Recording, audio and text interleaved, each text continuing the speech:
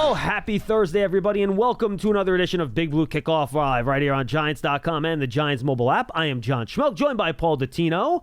It's all brought to you by Cadillac, the official luxury vehicle of the Giants. Paulie, it's good to be with you. This is my only show this week because we are off on Monday for MLK Jr. Day. Yeah. I took off Tuesday. I'm getting my complete basement renovation done starting February 3rd. Oh, I did not know that was on tap. That is February 3rd. So there's a full bath down there and a rec room. Nice. So, needless to say, I'm running a check that's rather large that I'm not happy about. But I have to clean out the basement.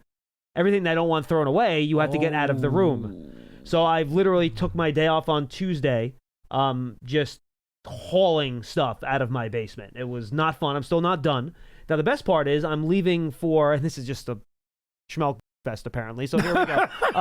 I'm leaving at 6:40 tomorrow a.m. for the Shrine game. I'm not done yet with the basement. I get back on the 31st, or the night of the 30th, very late. So I'm going to have 1 or 2 more days to finish that project of cleaning that thing out. Okay.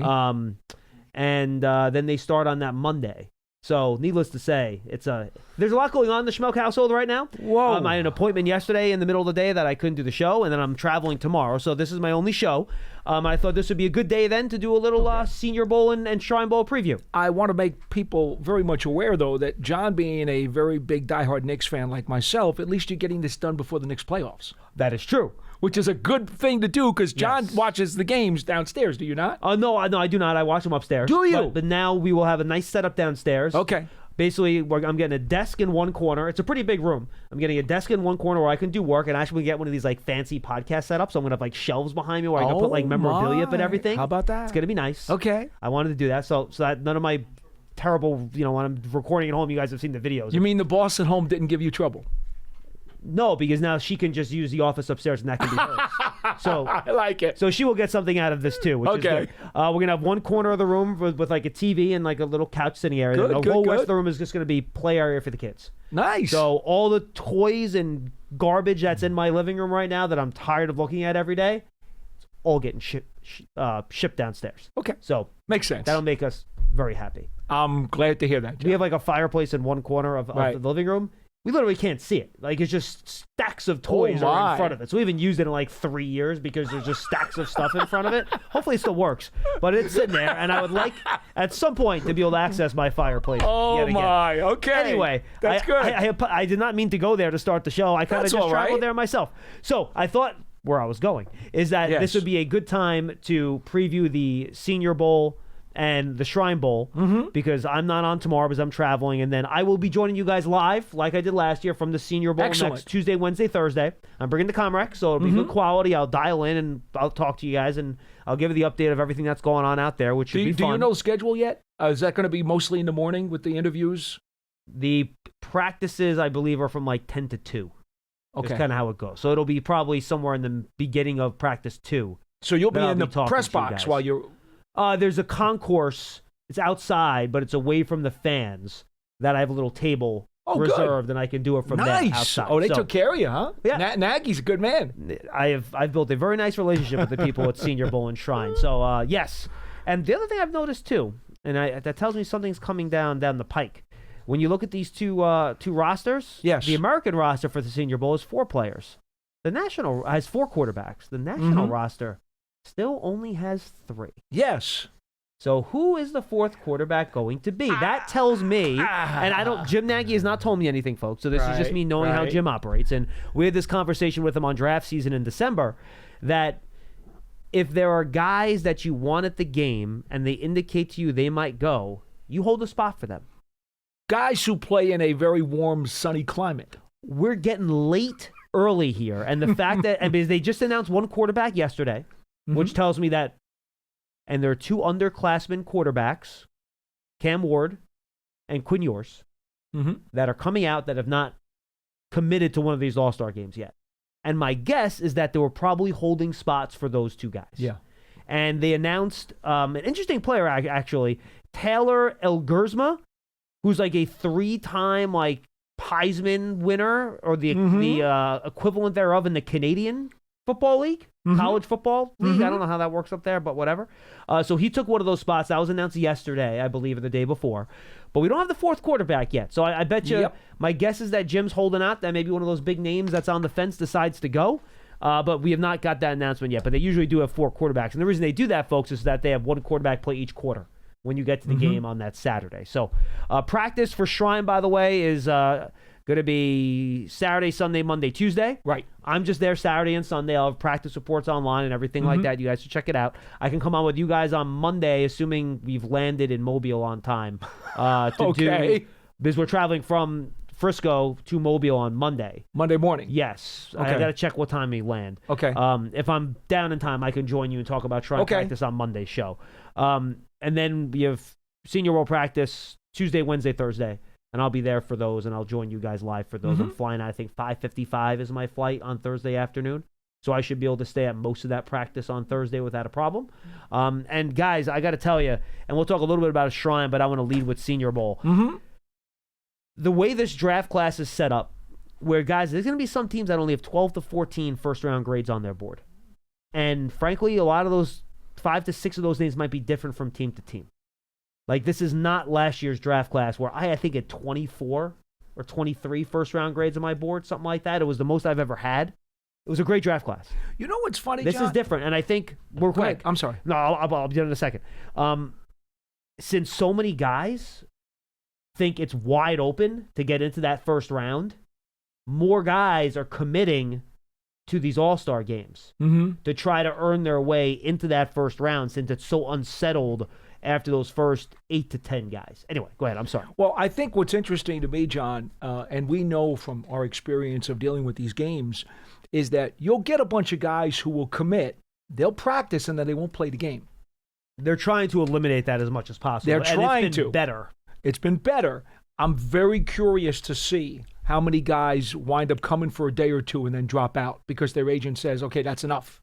They saw what they needed to see. I'm pulling you back. Yes. I'm going to be interested to see how many of those guys do that. Yeah, and look, I think there were 10 players in the first round that went to the Senior Bowl last year. They might break that record this year. They might get to 12 or 13, so we'll have to see how that goes. How do you want to work this? Do you want to pepper me with questions, as I've watched probably more of these guys than you have at this point? Or how do you want to work this? I actually did more work on the Shrine this week. All right, so why don't we, since Shrine's first, why don't we go chronologically? Why don't you start with Shrine? Well, the bigger names are in your game, though. I know, but why don't we start with Shrine since you did that work, and then we'll hit Senior real quick. Yeah, Who are the guys at Shrine that you're excited well, about? in the Shrine, the one guy who I'm really pumped about, and hopefully you feel the same way, is the guy Paul wants to draft, Shedeur Sanders. No, not Shedeur Sanders. We are all in agreement on that, aren't we? Isn't there a consensus on that here? No? I thought we convinced you, Paul. He is, by the way, number 2 for the West team. Shedeur Sanders, number 2 for the West team. He's the one quarterback.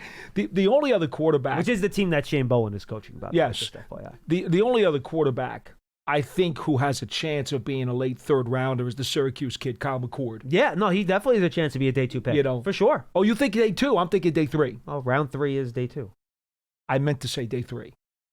I don't know if he gets up into. You think he gets to the third round? I think he has a chance. Well, he threw for over 4,000 yards this year, and he's got some mobility too. Physically, size, he's got some arm, tools.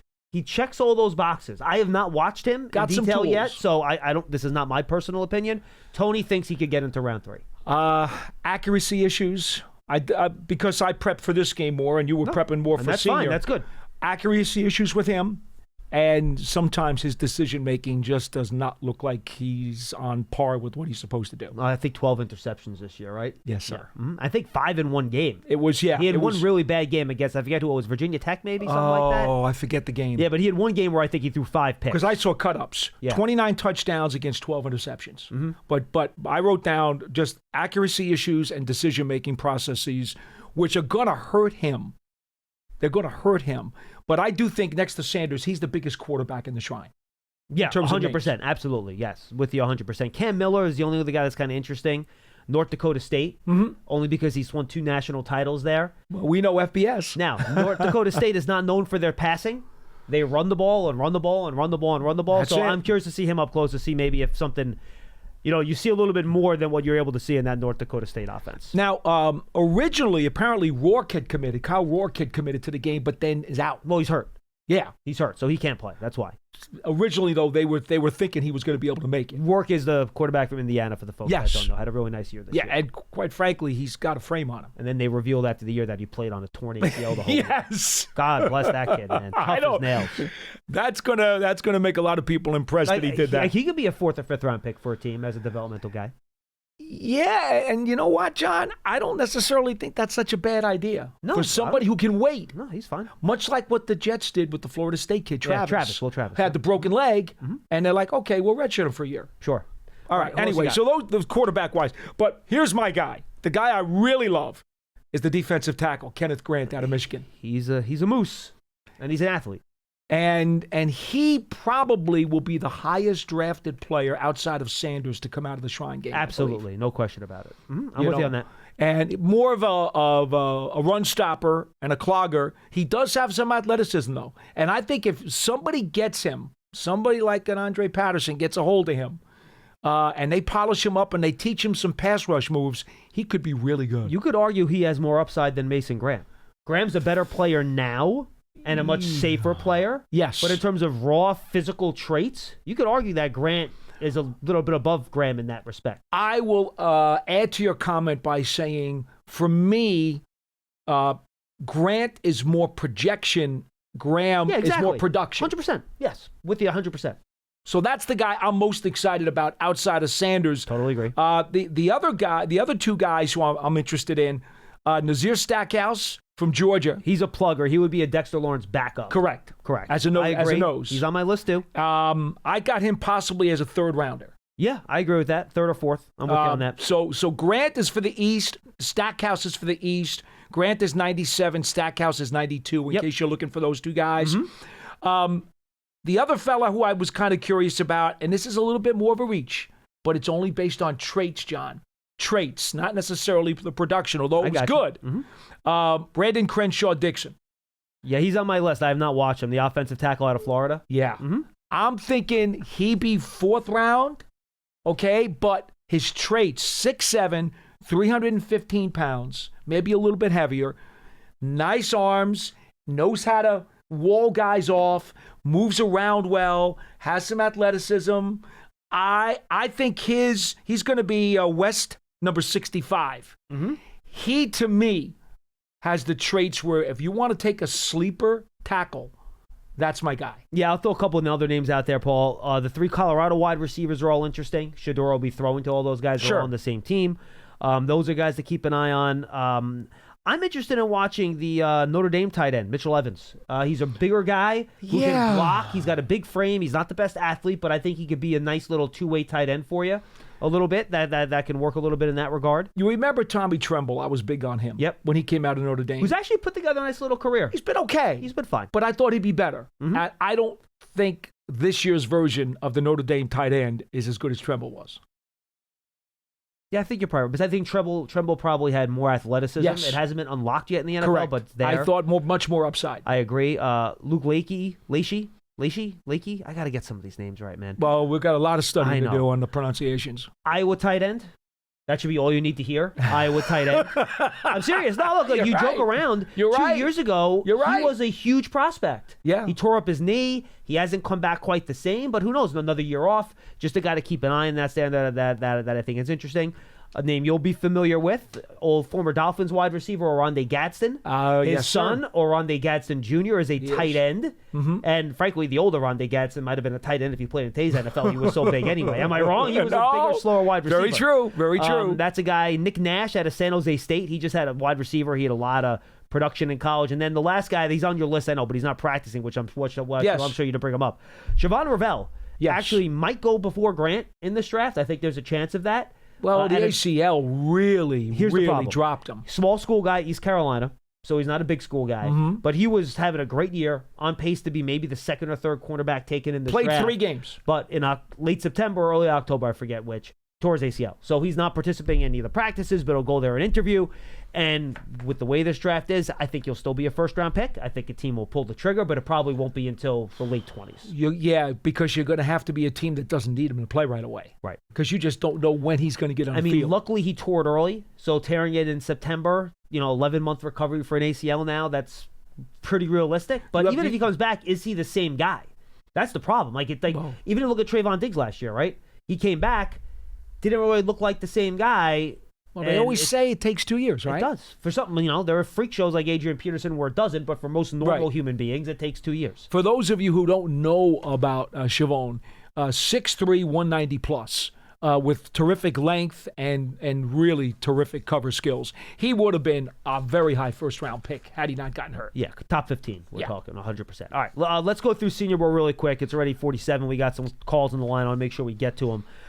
We can't go through all the names, Paul, because frankly, there are too many of them. I know. I mean, I didn't do much work on these guys. I handed my sheet over to our 2 camera guys, and they're like, dude, you highlighted too many guys. I can't shoot all these guys. So I'm going to have to limit a little bit, I suppose. But I guess... Or you could pick up an extra camera. Yeah, I don't think that's going to work. Let's talk about the quarterbacks quickly. We mentioned that they only have 3 on one team. I'm sure one more is going to come. Couple guys, Dylan Gabriel is a name fans should know. He was the Oregon quarterback this year. He was a transfer. Not very gifted physically. A lot of short stuff in the passing game. Accurate, smart quarterback. Has started a lot of games in college, which will be appealing to a lot of teams given how we've seen Bo Nix and Michael Penix and Jaden Daniels has done. He's the only guy really on the national roster, though. Tyler Shaw, who used to be a really big prospect and then never really worked out, but at Louisville, he's okay. On American team is interesting. You got Jalen Milroe, who could be a first-round pick. You have Jackson Dart, who's probably going to be a day 2 pick. Riley Leonard, who I don't see is going higher than round 4. I know a lot of people are more excited about him than I am out of Notre Dame. But I don't see it. I don't see it either. Backup at best. Yeah, and then Will Howard, I believe he's going to be there, but I don't think he's playing. He had committed, but remember, he was with Ohio State. They ran him so much this year. He's probably really banged up. So I don't know how much he is. I don't know if he's going to be there and how much he's going to do, but he was a commitment initially. So that could be one of the reasons why that 4th quarterback spot isn't filled too. Will Howard was the guy that was in that group. So exciting to see these quarterbacks. I think the guy that can help himself the most has to be Jalen Milroe because he has every physical tool in the box. He's got a cannon. Only 6'2", so it's not like he's a 6'4" guy. So he's a little bit shorter, which you don't like. But he's got a cannon. He might be the most athletic player there at any position. He's that good of a runner. He's a freak show. Yeah. And apparently he is an A+ human being where he's going to wow people in the meetings. He's going to be charismatic. He's a great kid. So that's the quarterback, in my opinion, that can help himself the most. I think he is the guy who has a chance to be the 3rd quarterback in the first round. Yeah, I agree. Okay, now, here's what a scout told me the other day about him. He goes, I can't wait till he gets to the All-Star games and then to the Combine because I'm telling you right now, there are a bunch of guys who want to know his measurements. They think he's smaller than 6'2"? They think he is smaller.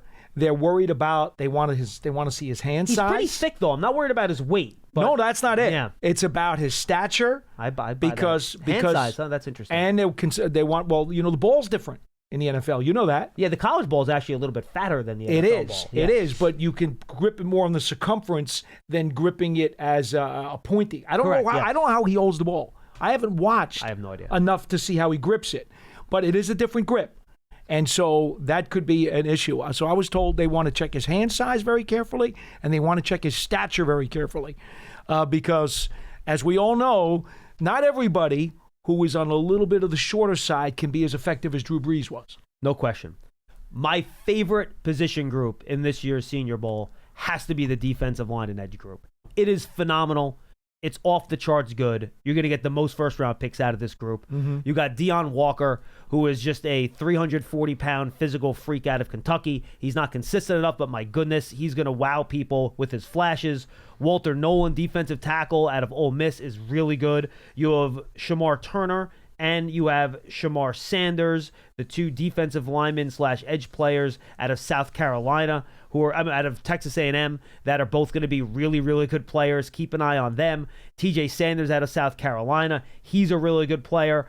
Josiah Stewart, the edge out of Michigan, shorter guy, but man, he plays the run. He's a good player. Donovan Ezaraku out of Boston College is a really smaller edge rusher, really good. Mike Green out of Marshall could be a first-round pick. He's going to be there. Landon Jackson, a bigger edge player out of Arkansas. Ty Robinson, the big defensive tackle out of Nebraska. Yeah, guys, big. I just listed almost a dozen guys here, so maybe more. It's a great group. You're going to have first-round picks, and day 2 is going to be littered with this defensive front group at the Senior Bowl. Very nice. I think I know what you just did there, John. So many photos I'm going to have to look up. There you go. Well, you just made Pearson's life miserable for the next day and a half. You could chop it up, Pearson. You could take some guys out. That's okay. But they're all guys. The bottom line, and that might be our tease. There are a lot of guys. It's shameless plug. There are a lot of guys in this group. I'm really excited about it. And I almost feel bad for the offensive line group because they're going to go up against this behemoth of a defensive line group in one-on-ones. I know. And this isn't last year's offensive line group. No. You had like 3 or 4 first-round picks in that group last year. It's not a bad group. You got some nice players. You got Josh Connerly, who's a good player. Armand Membo out of Missouri is a good player. Jonas Savanea out of Arizona is a nice player. Marcus Mbao out of Purdue is a nice player. But dealing with this defensive front of one-on-ones, good luck to you, gentlemen. It's gonna. Wyatt Millam's another guy. It could be a very long week for some of these folks. Yeah, John, I think one of the things that we have been talking about for many, many years By is the that way, Giants need defensive front. It's not a bad draft for that. I know, and that's why, as much as I'm a huge Graham fan, You think you could get another one later, right? Yeah. Yeah, I know. I was thinking the same thing, Paul. That's why if I have to make the pick at 3, Travis Hunter still has to get the edge for me over everybody else. Paul's picking a receiver corner over trenches. You are really going against your normal stuff here. Well, best player available. I still think Hunter's the best player available. I agree with you. And it's my love for the trenches that would make me possibly move off of the best player available. And I would say Abdul Carter is unique enough where even though there's enough edge guys, I think there's more strength inside a defensive tackle. That's why I would still... Yes, there is. Even though there's a bigger need for the Giants at defensive tackle, I would probably lean Carter over Graham. Yeah. Right now. I have to do more work still, but that's where I kind of lean right now. Yeah, so... I still have to believe right now, and the folks that I've been talking to all seem to agree with me that, Hunter is the best pure player in this draft, and that's pretty hard to argue after he won the Heisman. And again, he could play 2 positions, so not that you're going to use him at both full time. No, I still think he's a corner more than he is a receiver. Yeah, I know some people will be concerned about his lack of size at corner, on bigger corners. I know. But... Man, does he anticipate well, though, John? He's got great instincts. He's a receiver playing corner. Yes. He knows how to read the ball in the air, get his head around to the quarterback, all that stuff. Yes, he's got all those skills. We talk about fighting for the ball. He's a corner who thinks it's his ball. Correct. The other group I really like, by the way, is the running back position, which I think is there's a lot of good ones there, too. I know. It's really hard to see the running back position at these all-star games in practice because you're not breaking tackles. No one's trying to tackle you. You kind of have to wait until game day to get a real feel for how good these guys are. But Devin Neal, who's a multiple 1,000-yard season guy at Kansas, R.J. Harvey out of UCF, super explosive, big play waiting to happen. Trevor Etienne, Travis Etienne's little brother, who was at Florida, then he went to Georgia. He's a nice little fun player. Ollie Gordon out of Oklahoma State, a lot of people like the 2 Michigan running backs. Damian Martinez, the big bruising running back out of Miami. He's a really good player that you have to keep an eye on. Marcus Yarns, the 3rd down back out of Delaware. So a lot of really good running backs. If you're looking for a running back in this draft, there's going to be a lot of them on day 2, much more than we've had the last couple of years. Yeah, and I would think, to be honest with you, John, you're going to be able to go round 4, too. Oh, yeah, for sure. You don't have to take one early. Absolutely. And we talked about this last year, that the Giants got Tyrone Tracy in the 5th round. I know. Well, that's why you don't pick Paul. That's why you don't pick running backs early. Well, unless they're superhuman. No, that's why you don't pick running backs early. That's okay. We can disagree on that one. Top 5 at least. Okay. But in any event, like Ashton Genty in a year like this, where, like I mentioned, there's maybe 10 to 14 first-round players. Like if you pick Genty like 10th or 11th or even like 9th, I'd be okay with that. But I still would never pick Genty over Travis Hunter. I would have picked Genty over Abdul Carter. I would have picked Genty over Mason Graham. Yeah, but picking him 9th, 10th, or 11th, okay. It takes I'm down for that. A very, very, very, very special back for me to be able to take one that high. Well, you could argue that Genty is right in that Barkley category with his production and stats. Yeah, I suppose. He rushed for more yards in college this year than Saquon did in the pros, didn't he? I know. I did not research him yet. Okay. So I don't have. You will enjoy Ashton Jetty. He's very, very fun. The receiver group isn't super exciting. I'll just kind of run through the rest of these groups. Eric Iaminer, I think, or it's Aomanor. I'm not sure. Again, I got to work on these pronunciations. We all do. Out of Stanford. Bigger receiver, but like doesn't wow you in a lot of different areas. I think you would like him, Paul. I think good number 2. Xavier Restrepo is a good slot guy if you like him. You'll like Jaden Higgins out of Iowa State. Yes. He's a big guy. He's 6'3" and change. I think you'll like watching him. I am familiar with him. Curious to see how well he separates in one-on-ones. It's a better tight end group. Harold Fannin out of Bowling Green's fun. Elijah Arroyo out of Miami's fast. Mason Taylor's more of your two-way guy out of LSU. That I think he could be fun. Gunnar Helm from Texas is going to go. We'll see if he plays. But there are some good tight ends in this group too. So I think that about wraps up my little spiel here. Yeah. Bottom line, we talked about how the Giants, they've got to get the quarterback thing done, and then they've got to get more help on defense and more help on the offensive line. Offensive line's a little thinner than it's been in the past, but certainly on defense, you're looking for guys, big bodies up front. They're going to be there, as we've said, and I still think you got to go to the free agent route for the quarterback in March. But there are vehicles, in other words, folks, for the Giants to get at least most of what it is that they need. Well, again, you could do both too, right? You could certainly do both. I think you need to draft a quarterback. Even if you get one in free agency, I don't have a problem taking one. And I mean in the first 3 rounds. Again, I don't have a problem taking one on day 2. I would object to taking one in the first round. I know you do. But second and third round, I've got no problem at all taking And one. if I'm sitting there at 3 and one of them's there, I'm going to think long and hard. I would not. My red line in the sand is that I will not trade next year's 1 to move up. I will not do that. The same way you would demand a 1 if you're moving down from 3. Correct. I would refuse to give up a 1 to move up to 1 or 2. And that's to get fair. One of these quarterbacks. You have to. I can't. Guys, look, just look at the Giants' record the last 2 years. You hope next year is going to be better, but you got to hedge in case you have a rough year. You cannot be the Panthers 2 years ago when you trade everything for Bryce Young and then you're the worst team in the league and the Bears get the first overall pick the next year. Don't be the Panthers. No, absolutely not. So, and by the way, Bryce Young looked pretty good this year for them, so that might actually still look okay. Right. But it's still rookie quarterback in his first year. You just don't know what they're going to be. No, very, very few rookie quarterbacks are Jaden Daniels and Bo Nix. Whether you're going to trade in, trade up, trade down, trade out, you have to be able, like you just said a minute ago, to draw a line in the sand and say, okay, look, I would really kind of like to do this if I can get a favorable situation, but if it goes to this point, absolutely not. There's got to be something in there that is a lock stock, got to have or will not give up. And in your case, it's a 1, and in my case, it's also a 1. Now, what I would say, just very quickly before we get to the calls, where I'm leaning right now, because look, I know the Tennessee general manager came out and said, "Oh, we could pick anyone." Yeah, well, they're not going to dictate who they're picking in January. So, guys, did you see how many people jumped off a bridge after that comment came out? And I sat here and I laughed and I rolled my eyes like, you naive fools. Yes, Don't believe anything. Yes. The guy's been in the building for 5 minutes. And by the way, after he gets at his desk on day 1 and his phone goes, ring, ring, ring, and he goes, oh, hello, hello, Mr. Owner, sir, how are you? Oh, you want me to pick a quarterback? Yes, sir. Like, I joke, but that's what happens around the league. In a lot of places it does. You're absolutely right. It's not going to happen here. That's not how No, John it Mara won't happen operates. here. But that's how, and again, that might not be what happens in Tennessee either. I'm just making a joke.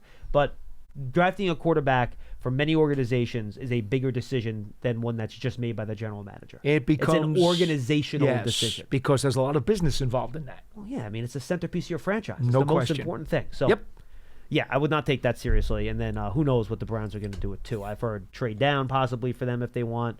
And again, I'm curious to see.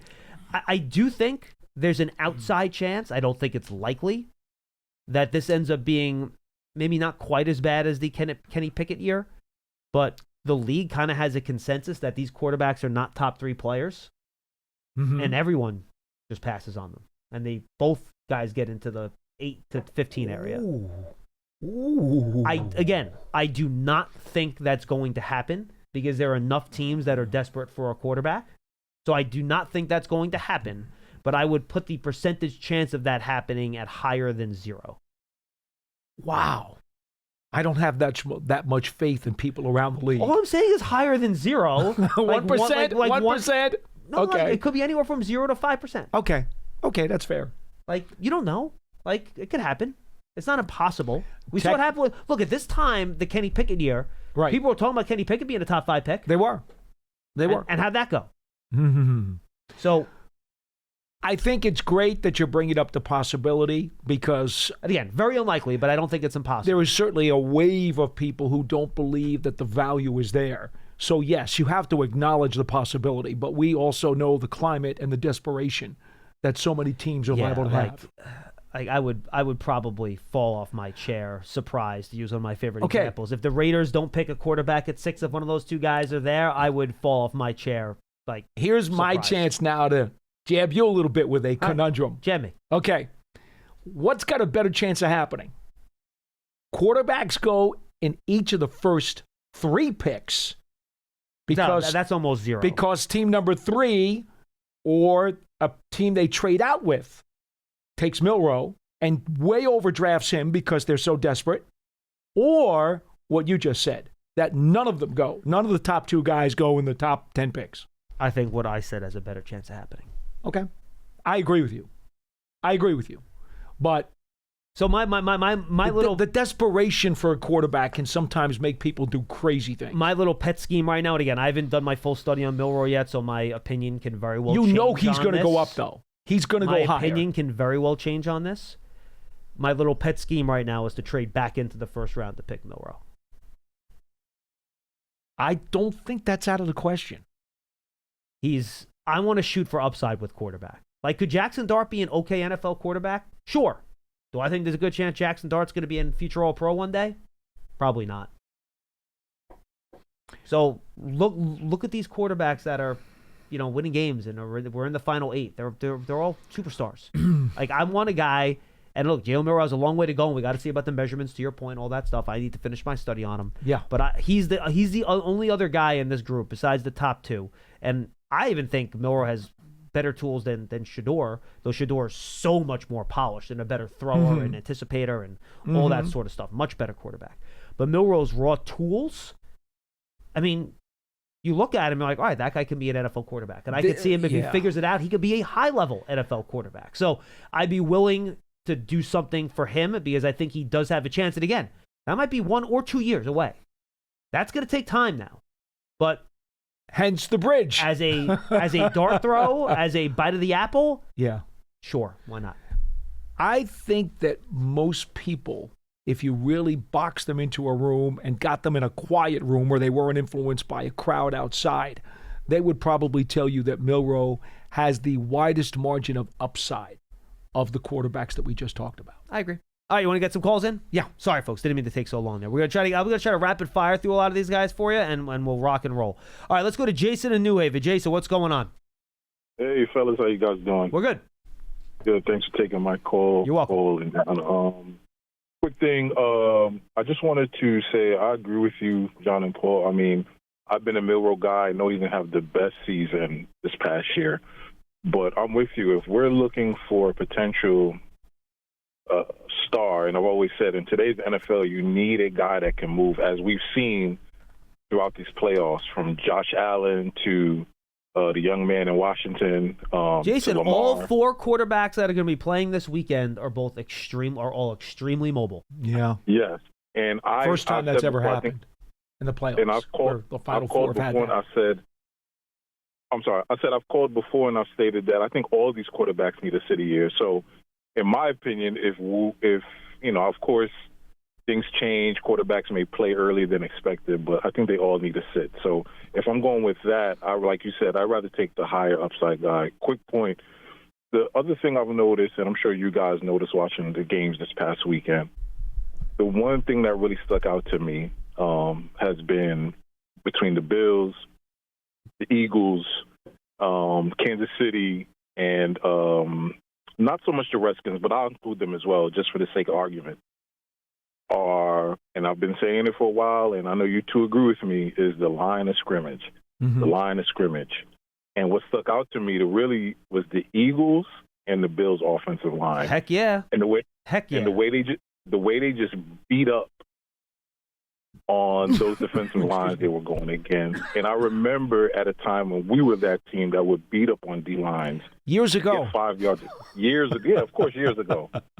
And that, to me, I've always stated, is the core of football. And Paul, you said it too. John, you've alluded to it as well. So the only reason I'm saying this is because, in my opinion, now I know the front office is probably going to be a little judicious, but this is just my opinion with the cap space. There's one guy who, if I could choose, all right, where do you want to put most of your cap? And this is my opinion. I'm sure the guys in the front office do an amazing job, and they'll have their own opinions. But as a fan, if I'm looking to spend some of that money, because if the mandate for Mara is he needs to feel better next year at this time, then you need at least another impact player. And the guy I'm looking at free agent wise is Trey Smith. And Jason, frankly, he might be the only impact offensive lineman in free agency, which is why he ain't coming cheap, bro. Yeah, you better be willing to pay and pay a lot. But here's the thing, though. As we've seen, offensive lines, the Eagles have a big, imposing offensive line where they just lean on you. Same with the Bills. Sure. They lean on you. Yep. The Chiefs, they lean on you. Yep. And I think Trey Smith, because he'll only be 25 by the time free agency comes, so he's plenty young. And he's that tone setter.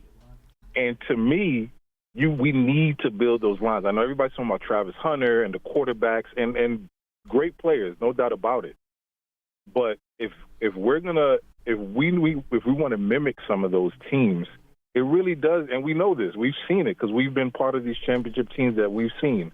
We need to build these O-lines up. Now, O-line was good last year, but it can continue to be better. And I just think we need a tone setter. When Mekhi Becton made that pull, and I know he's been playing well also. I wouldn't mind looking at him either. When he pulled and blocked that poor linebacker, I think you guys know what I'm talking about. That's the play we need, because Jalen Hurts didn't impress me. Like, he didn't have a great game. Nope. You know what won them that game? The Eagles won. D-line. Yeah, and Barkley. Yeah. And Jason, I'll say this and appreciate the call. Thank you. I know you probably have more points. I want to make sure I get to as many guys as I can here. Eagles won that game because of 5 plays. 2 takeaways, long run by Jalen Hurts, 2 long runs by Saquon Barkley. Mm-hmm. Otherwise, the Rams outplayed them. Look, Eagles had 5 big plays, 2 takeaways, 3 in the run game. That's how they won that game.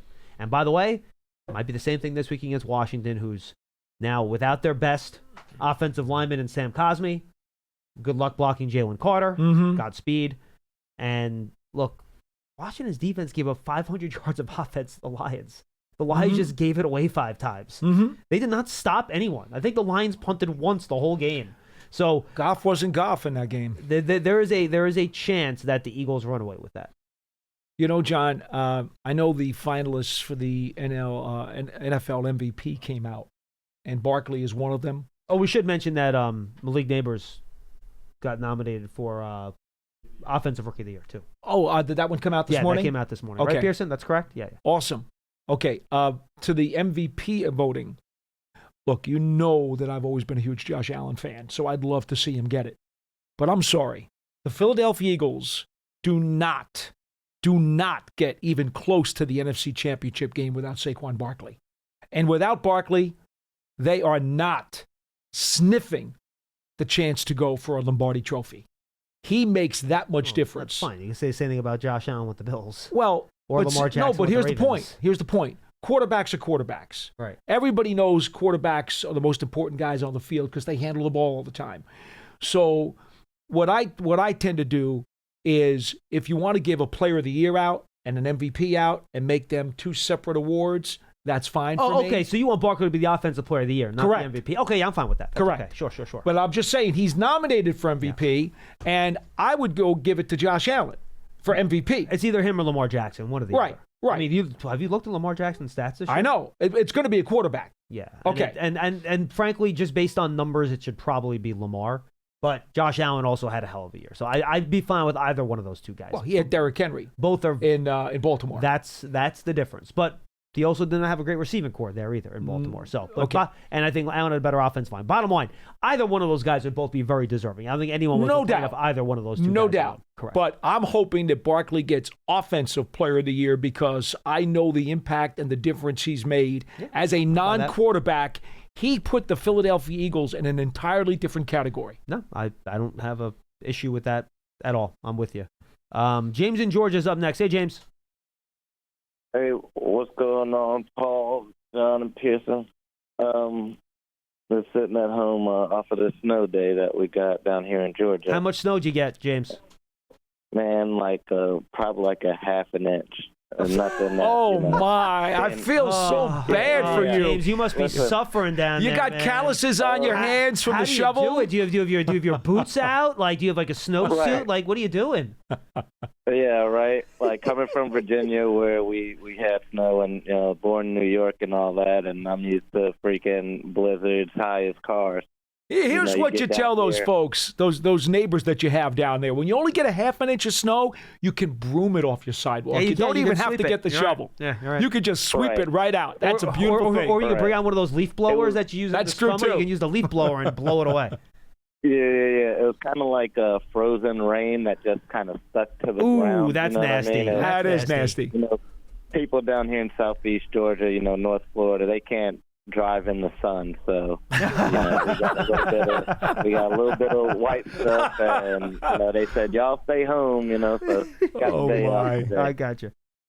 So I just wanted to talk about I know y'all going to the specialist games or whatever, the college games, the All-Star games rather. I just am calling for a couple of comps, and because who do you see in one of these two games that might be our next Brandon Jacobs that we can draft? Do you see anybody like that? Big running back? I mean, no one. Look, Brandon Jacobs, he was 265. So there ain't nobody that's 265 in these games. He's different. The guy closest is probably Damian Martinez out of Miami. He's around 240, 235. He's a bigger back. Had a really productive year this year. So if you want a bigger back in these two games, he'd be on the national team at the Senior Bowl. Damian Martinez out of Florida, Miami. I seen we lost Boogie Basham. I seen a report on that. I know y'all talking about the defensive line guys. I only got one more after this. Yep. Who do you see to replace him?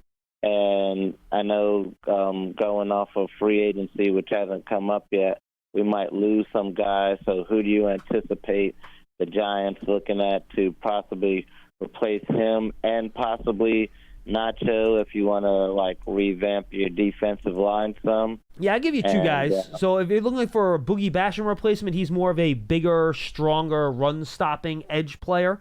Landon Jackson out of Arkansas is a big, long, 280-pound edge. He's 6'6" with really long arms. Not the biggest pass rusher. He's probably a early 2, late 1 type of player. So he'd be a good guy. Josiah Stewart, smaller, but he's good against the run out of Michigan. He's a smaller edge and more of a stand-up guy, but he's good against the run on the outside. In terms of a Nacho replacement, Walter Nolan out of Ole Miss. He might get to the top of the second round. That'll be close. Shamar Turner is another guy that could probably fit that Nacho role. Kind of is more of a 3 technique from this game. I would like to sign Milton Williams, the free agent from the Eagles. Yeah, he's not going to be cheap either. He probably won't be. But that's a guy who I would love to get my hands on. I like them coming out of school. The problem, James, is that it's such a shallow free agency class this year that even these guys that aren't stars are probably going to get a lot of money. Like we had the caller that called up about Trey Smith. Yeah, just tell him what we saw. I will tell you what. Online it's at $12.5 million, which is over the cap estimated, which a is little bit joke, over $12 million. He's getting a lot more than that. Do you know what Trey Smith's agent's going to do? He's going to walk around and hand other teams Robert Hunt's contract from last year. That's right. No, that's what he's going to do. You're right. Because Robert Hunt's not much better than him, if at all. They're very similar players. Yeah. He's going to say, and I'm younger, so this is the contract I'm going to need, right? Which is over $20 million a year. I'm the best offensive lineman. Go find another guy out there that's 25 and as good as I am. Guess what? You're not. And I'll take that $20 million whenever you're ready. And somebody will give it to him. Oh, he will get at least 3 phone calls. 3. Okay, maybe more. Half the damn league. Yeah, I know. Anyway, James, what's your last one, real quick? Last one. So with the quarterback room looking the way it is, I know y'all feelings on everything, but would you take more quarterback and free agent, try to go after more quarterback and free agency to fill the room and not draft anybody this year? No. Or do you see where we can draft maybe a guy, I know y'all don't like in the first round, but maybe 2 quarterbacks in this draft, spend 2 draft picks on quarterbacks, because we need bodies, we need guys in the quarterback room. And last point, do you see any place, or have you heard anything about Antonio Pearson? Would bringing him in as like a consultant be something the Giants are looking to do? Thank you, James. I have not heard anything about AP. Nor have I. I mean, I'm sure he got a 4 or 5 year contract from Vegas when he took that job, so he's sitting somewhere and he's going to be collecting checks for a long time, not having to do a whole lot of work. So God bless AP. He'll want to get back in the league, though. I could see him taking a year off. He might. He might. Yeah, he wants to. He's an active AP guy. Loves football. He's going to want. He loves the game. And guys, look, I'm not against the first round quarterback. If Cam Ward's sitting there at 3, I'm picking him. Paul's not. Right. I am. I'm picking him. Okay. We're close on how we feel, but we're a little different too. Shador, I want to watch the rest of his games. I've gone through about half of his season. I need to see more. I worry about the upside with the tools, but I need to see more. Certainly tough, smart, accurate, good pocket passer. So I'm open to that. If you don't pick one in the first round, would I mind throwing, like, picking one on day 2, then picking one around 6 or 7 and like try to get him on the practice squad, or you carry 4? Like, I'm fine with that. I don't care. I'm in the mode of darts. Boom, boom, boom, boom, boom, boom. But I would not spend too much in free agency. That's the problem here, folks. The reason this free agency thing with the quarterback's going to be so hard, and to Paul's credit, I think why he focused on a guy that's going to be cheap, but he's going to be cheap for a reason, is that you can't spend too much on a quarterback in free agency, because even the middling guys are going to cost you $30 million a year. Then all of a sudden you're tapped out. And you don't have any money left to improve this roster, which needs a lot of improvement. Mm-hmm. So that's the trick here. It's not just getting the right guy in free agency, it's getting the right guy at the right price. Correct. So that you can also build the rest of the roster around him. It's a very fine needle to thread. It's not going to be easy. That is definitely one of the boxes on my checklist, and why Jimmy Garoppolo came up with the answer for me. He's going to be great for 4.5 games. Okay. Anyway. By the way, I just joke. It's okay. I know. I'm just having fun with you. I mean, look. When he's healthy, he's a good quarterback. I was going to say. He just has missed too many games. That's probably the only box that people can really rip him on, because he's got a lot of good boxes going for him. Yeah, I mean, he did lose the job in the Raiders 2 years ago without any injury issues, but yes. All right. Anyway, enough of that. That's not really what I want to ask you. I don't want to go there. Because I want to ask you something else. All right, ask me. What do you got? Okay. We talked about this on the show the other day when I was on with Matt. And I think it's a very valid question after this particular phone call where he's asking about drafting another quarterback later on. What in the world do you do with Will Howard? What do you do with him? The Ohio State quarterback? Yeah. He's a day 3 guy for me. Okay. Now. I mean, maybe end of round 3. Maybe. And look, I haven't watched his tape yet, but I've watched Ohio State play 6 games this year on TV, and that's not the same. But, I don't know, late round 3, round 4, round 5. I didn't watch him during the regular season. Right. Saw him in the playoffs. And he did a lot of really nice things. He's fine. So, how much did he help himself? I think it's going to be very interesting. How much did he help himself? And as you said, he's not committed to play in any of the All-Star games. Well, he had committed to the Senior Bowl, but he's not on the roster. Yeah, as of now, he's not. Well, he verbally committed. He has not made that commitment official yet because the National Championship game was 2 days ago. So those guys are still kind of doing their thing. And if he does go there, I'm not even sure how much he's going to do because he is beaten up. In fact, I don't think we've had one Ohio State player commit to either one of these games yet. So my guess is that they'll make a group school announcement of who's going and who's not. Probably today or tomorrow, to be honest. So the question becomes, because there are going to be people, and I must tell you, I'm going to take a hard look at him now. after seeing what I saw in the playoffs, and especially in the championship game against Notre Dame. John, he was very impressive in that game. A lot of poise, a lot of maturity, a lot of assertiveness, made good decisions, showed some escapability, was accurate with his throws. There was a lot to like there, and certainly his frame he's built. No, he checks a lot of those boxes. He checks a lot of boxes. So I'm really curious when you're down there and whether or not he winds up going to either one of these games. I'd love to see you get some kind of roundhouse opinion as to how much did he help himself in the playoff games, because we know how these quarterbacks shoot up. I got a feeling he really made himself a lot of money. I don't know how much. Is he a third-round guy now? Yeah, I could see in the round. I could see round 3. I don't think that's impossible. I think a lot of people thought beforehand he wasn't going higher than the 4th. Yeah, I mean, look, teams are desperate. Could I see a team picking him in the round 2? You never know. So you never know. And how much of a project, not prospect, how much of a project is he? You're going to sit him. You're going to sit him for a year, right? Good question. Is he one of those guys now that all of a sudden, if you and I were making the pick here, that you would think about? James in California is up next. Hi, James. Hey, guys. The most important thing to me right now is team building, for the next 2 or 3 years. Yeah, for sure. And, Paul and Lance were getting into it a little bit yesterday because there's this tricky situation, right? Because like John Maris says, hey, I've lost patience and we got to do better next year. And then, arguably Shane and Dable could be fighting for their jobs next year, right? And so I'm worried that winning, whatever you want to say, however many games you want to put a number on it next year, is going to take precedent over team building. I think that's going to be a huge mistake. No, James, I agree with you. And by the way, just real quick, and then you can continue. I agree. That would be a huge mistake. Just trying to do too much in 1 year. That would be a mistake. And Joe Shane was specifically asked that question at his press conference after the year. He says, I am not going to operate that way. Now, human nature, I understand where you're coming from and why people say that, but he was directly asked the question. He said he's not going to operate that way. The Giants are not one draft class or one free agent class away from competing for a title, maybe playoff spot, whatever, right? A playoff spot, maybe. You never know from year to year in the league how quickly you can jump up that way. But I'm with you. That would be a mistake. Trying to say, all right, we need to get really good next year. We got to go. That will set you back long term. Yeah, that would be a mistake. You can't throw caution to the wind and just say we are so desperate to win this year that you just forget about everything else for the future. You can't do that. Future picks. I agree with that 100%. All that nonsense. You cannot do that. However, I will say this. If you don't consider some measure of success in 2025, you're likely going to get the button pushed and the floor is going to drop out, and now you're going to have to bring in a whole new regime and rebuild from scratch, which is also going to set you back about 15 yards. So the alternative of saying, well, you know what, we're just going to think long-term entirely and not think about succeeding at all in 2025 probably sets you back even worse than if you went the other way.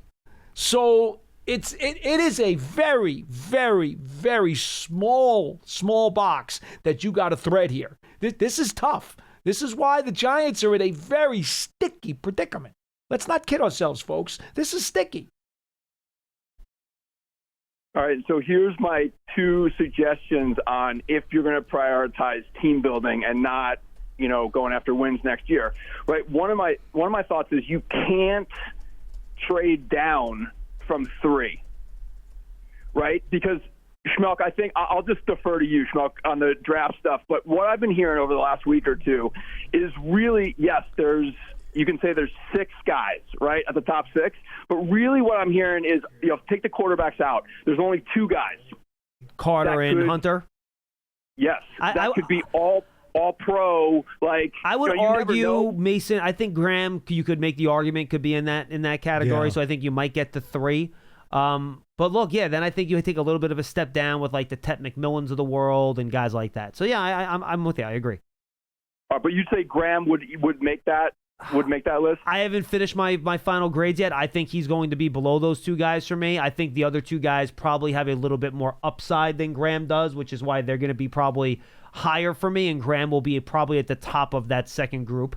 But I think Graham is at least in that kind. I know Matt Sytak, for example, he has Graham in his top group. I don't.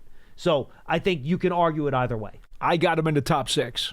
Yeah, but you have him in the top 3 or top 2. Well, I got the 2 quarterbacks are going to get taken, and then my next 4. I told you my next 4. Quarterbacks out of it. Yeah. Do you have Graham ahead of either Carter or Hunter?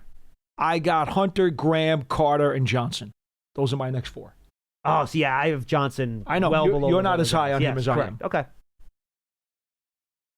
Guys, and then my last part, and Paul, I know you don't agree with this, but I'm thinking, because the team building is even a little bit wonky right now too, because, you guys have talked, and I agree, you got Andrew Thomas under a big contract, you got Dexter Lawrence under a big contract, you're paying, a fair amount of money to Okereke, and you got Neighbors. All 4 of those guys are, I think, strong, tough, dependable, they're dogs, they're great pillars.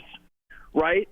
So I'm thinking, the only thing, not the only thing, of course, but what you really, really, really need is a quarterback. And Paul, I know you don't agree with this, but I think there can't be, I think you throw the word bridge out. Bridge can't exist for this year because all 3, you got to draft the quarterback wherever you draft them. Mm-hmm. I don't care, but you got to draft one. You got to go trade for Joe Milton. You're taking a flyer. He's your Baker Mayfield, Sam Darnold, Geno Smith. You got to take a flyer on that. I'll even give up a 3rd-round pick for that. Ooh. He has hardly any resume, though. Even in college, he was limited in his playing time. You are really, really throwing the dice. I will give James credit, though. He's committed. He said he'll give up a 3 for him. So he's all in his plan. I give him credit for that. I appreciate your plan, and I'm not telling you you're wrong. I certainly would not agree with it. But I appreciate the fact you've given this some thought. And you want to throw as many darts at the problem as you can, which I appreciate. All right, go ahead. Sure. Go ahead. Finish up. Well, no, and the last part, just keeping this point going, and you need Justin Fields. So you get 3 guys. Because Schmeelk, I'm with you. You got it. You're so. This could take 4 years. This could take 5 years. You got to take every possible shot you have. So it's sit the rookie. Hopefully he's your answer, but you sit him for a year or 2 and you find out. Hopefully you have Joe Milton win the job. I don't know. But, hey, you're putting your faith in Dable. Dable's supposed to be great with quarterbacks. He's a quarterback whisperer. Okay, let's take your shot. See if he can make Milton into your 10-year starter. And if he's not, hey, you got Justin Fields, who you're paying whatever it is, $12 million or $11 million, and he's your 3rd chance. So you got 3 chances on the roster to have your 10-year quarterback. James, I got to give you credit. Appreciate the call. By the way, I think Fields might be closer to 15 or 20, but that's okay. Yeah, it's an interesting thought, and I give him credit for being creative. That's a good plan. And again, I'm not going to say you're wrong. It's a different opinion, and it's one that I wouldn't endorse, but that's okay, because at least he's got a plan. You know what? It's an expensive plan. It's with expensive. Draft capital, the money for Fields, and then the draft capital and the trade too. Okay. So it's an expensive plan, but I will give him credit. Out of all the ideas and things I've read, if you're going to prioritize quarterback, which you have to do, that is a good way of using your resources to get as many bodies in that room to give you the best chances. And they're young, so it's they're all 3 younger. chances at upside. That is correct, Pearson. Great point. James, really good call. I'm going to think about that. That's not too bad. Not too bad at all. Philosophically, if you'll buy into the most opportunities at the Apple, that's a really interesting plan. Yeah, it is. I could never buy that philosophy because there's not enough proven quarterback talent at this level in that basket for me. So you're afraid Justin that Fields, you might. But I mean, you're going to get much better than You Fields? could bust out on all 3. No, I mean, Fields. I think I would rather have Fields than Garoppolo. And again, that's okay. Right. We've talked about that. It's right. Who checks the most boxes for you. I need to know that there's a veteran in the building that's giving me a chance to be more competitive and can get me more wins. Yeah, I think that's Fields, though. I don't know if he's that guy. And that's okay. Okay. It just, his resume, he doesn't have enough NFL wins on his resume. And I'm not, again, I don't want to backtrack here, but 1-loss record is not important for me as an NFL quarterback. We've had that conversation before. Mm-hmm. But it is important that the guy has been a starting quarterback in a winning situation often enough so that he's had enough experience to know what it is to be a winner. I don't know that Fields has that. I think, to me, there's too much question there. Yeah, I don't want to interrupt James in the middle of his James California, right? In the middle of his I should ask him if he's okay. And God knows Milton's got barely any experience. Yeah, I know. I thought a third-round pick for him is very rich, which is I think it's going to be hard to figure that trade out because I think a third is too much, but I don't think the Patriots would take less than that given how well he played in that one game. Anyway. And remember, Matt Flynn is the poster child for one great game at quarterback, gets the huge deal with Seattle, and then loses the job to Russell Wilson. Well, does that mean the Giants find their version of Russell Wilson? I don't know. Well, if that's the cost of trading for Joe Milton, maybe they find Russell Wilson. I'll take it. Who knows? Right. Who knows? All jokes aside, he said, and I don't want to interrupt in the middle of his plans. I thought he was rolling. I thought it was a very good call, James. I would, even though this year is important, and to your point, it's a fine needle to thread, I would not rule out trading down if you're staying in that top 6 or 7 area. Well, we've had that conversation too. I would be okay with that. I got to get a 1 though next year. It's got to be part of my deal. If I'm moving down in this year's draft, I'm getting a 1 and a 2 next year, and I'm moving down to the Raiders at 6. No, I already asked you if it was just a 1. I already told you what I'm doing. I already asked you if it was just a 1. You say okay. Just for a 1? Yeah, you do it. I really want that. I might settle for a 1 and a 3. If the Raiders call up and say, Paul, I'm giving you a 1 next year, and that's it, take it or leave it. That's it? Yeah, you're taking it. No, I'm squeezing them a little bit. No, they're walking away. That is it. You can squeeze them. It's take it or leave it. That's okay. I'm taking Travis Hunter. Really? You wouldn't take the 1 next year? With the Raiders? If I got a shot, that's crazy. I need a 1+. You greedy. I would not want to negotiate. You never want to make fair trades. You just want to rob people. I need a 1+. You just want to rob people. I need a 1+. Paul, it's just 3 spots. Here's the reason. I need to make sure that I've got that extra collateral in my pocket so that next year, if I got to hedge and trade up, I need that collateral. You have 2 1s. You could already have it. I'm trying to get as much as I can. Yeah, but you're not getting it. Let's go to Len in Columbia, Maryland. He'll wrap us up. Len, what's going on? Yeah, I'll go rapid fire. You comment if you feel like you want to at the end. Sure. Okay, here we go. I can't believe we have no quarterbacks on this roster. No quarterbacks on this roster. That's almost a fireable offense in itself. Well, I mean, look, we're sitting here talking about quarterbacks. I mean, come on, that's awful. All right, here's what I would do: hang on to your first pick in the draft, first round pick in the draft in 25, 26, and 27. 27 is the year. That's when we got a real shot at the playoffs. I'm going quarterback at number 3. If either of those 2 guys are there, I'd prefer Ward. If Sanders is there, Ward isn't, I'm taking Sanders. If you believe Milroe is the guy, pick him at 3. If you're convinced that he's the quarterback of the future, pick him at 3. Don't worry about getting him at 8, 15, 18, 24, whatever you're trading back for. Just pick the guy if you have the conviction that he's going to be the guy. Second round, I'm going defensive line. Wow, if the kid from Mississippi lasts that long, John, Paul could jump all over it. I like the Nebraska kid. Was it Robinson? Mm-hmm. Perfect size, hand in the ground, next to Dexter. We bring in a free agent on the other side, and we got our front 3, and we stopped the run at the very least. Robinson's a really, really good player. Along the offensive line, I wouldn't look, we've got 8 guys under contract. If we can't now, this is unless we see that Thomas is not going to be able to play. 8 guys under contract. If we can't find 5 offensive linemen to start next year and 3 reserves off of those 8, and we still got Phillips. We haven't re-signed Phillips yet. We still got Phillips. Yeah, there's Van Roten hanging at the end there, but I'm not sure we want to go in that direction. But if you can't find 5 starters, you've mismanaged the whole thing. That's not player failure. That's just mismanagement. If you're going to draft an offensive lineman, draft him late. You know, you think you can get a swing tackle at 6, although I don't think we have a 6th pick. Even 7th round, go in that direction. Hey, John, have a good trip. Thank you, Len. Appreciate the call. Look, you can never draft enough offensive linemen. You can never have enough. You want to pick another one on day 2 this year? Go for it. I have no problem with that. That's fine. Evan Neal's a free agent after this year. He's going to move on. Jermaine Illuminor. Remember, you're not just drafting for this year. Jermaine Illuminor is a free agent after next year. Correct. John Michael Schmitz will be heading into year number 4 then, the last year for his contract. So there could be a lot of turnaround on that offensive line fast. So always try to reinforce that position. You can never have enough good players there. So I'll just say that about that. In terms of the quarterback, I got you. I disagree with if you believe in him at 15, you should just pick him at 3. I disagree with that when you had the Daniel Jones conversation in 2018. You remember those conversations? That I'd be good picking him at 16, but I don't feel good picking him at 3 because it's opportunity cost. 17, right? I think it was. Well, right? it was 17. Because that's opportunity cost, right? The player you could get at 3 instead of him is a lot better than the player you could get at 17 instead of him. Right. So there's an opportunity cost there. Right. I feel good about using my 2 and another day 2 or day 3 pick to roll the dice on Milroe, but no, I don't feel confident enough to pick him at 3.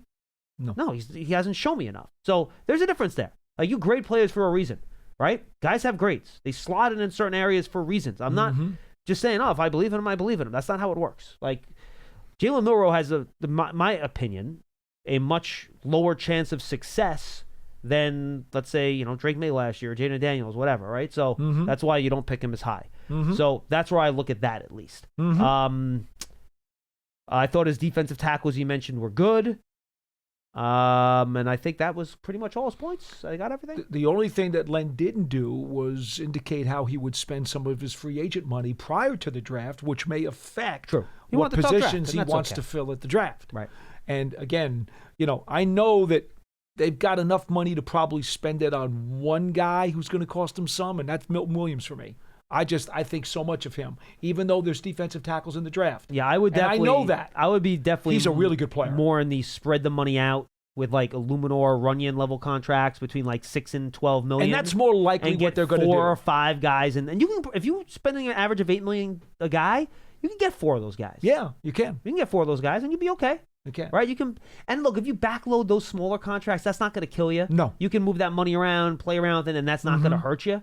So that would be more my strategy, rather than one really big guy like a Trey Smith that you get him, and then way too much. You can get one other player, and then you're done. That I don't think they can do that. I don't think they can. They got too many holes. So I think, and look, that's what the Bills have been so good at over the years, is getting a bunch of guys that are solid starters at mid to low cost. That's where Joe Shane came from. So, and that's how the Giants, frankly, spent their free agent money last year, except for the Brian Burns trade, which was different. Correct. Their free agent money was spread out to a bunch of guys in mid-level contracts that, frankly, a lot of them worked out fairly well. They did okay. Yeah. So that's kind of where I'm at with that. Paul? Yeah, I'm with you, John. I think one of the things, though, that we continue to say, and I'm sorry, but March and free agency is going to impact what they do in April. It really is. More so than maybe even in years past, because the Giants have some very definite needs, and it starts at the quarterback spot. So we're going to find out. A lot of this crap that we're all fighting about, bridge quarterback, not bridge quarterback, should they take a bridge, should they not, how good should the bridge be, we're going to know in free agency, because they're going to sign a veteran quarterback. Now, and we're going to find out how much money he's getting, what his deal is, and that's going to let you know right then and there what direction they're going in. Now, needs a factor. That's a tiebreaker for me, but I'm always in the just pick the best player in the draft, because guess what?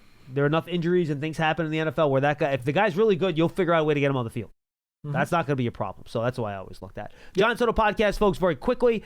Jeff Risdon's going up tomorrow. He previews. It's up now already. Oh, beautiful. Nice. That previews the Senior Bowl and the Shrine Bowl. That's up there right now in the Giants Huddle. So Nubin tomorrow. Tyler Nubin, Giants Conversation with Madeline Burke goes up tomorrow. I will have player interviews, analyst interviews, coach interviews popping up all of our platforms, YouTube, all of our podcast stuff over the next week in Frisco and in Mobile. So stay tuned for that. That should be good to go. And that's about it. Draft season with Tony Paulina is up there on the draft season feed. We do college football championship. We do underclassmen that declared for the All-Star games. We did our Shrine preview. Then Monday's draft season will be the Senior Bowl preview and a little Shrine Bowl review from the practices on Saturday and Sunday. So check all that out. We thank you for being with us. For Paul Dottino, I'm John Schmeelk. I'll talk to you from down south, where it's going to be in the 50s. Better than the teens that it's up here, but not warm. Bring a jacket. I will bring a jacket and a couple of hoodies. No problem. Okay. For Paul Dottino, I'm John Schmeelk. Him and SciTac tomorrow, and then we'll talk to you all next week on Big Blue Kickoff Live, presented by Cadillac, the official luxury vehicle of the Giants.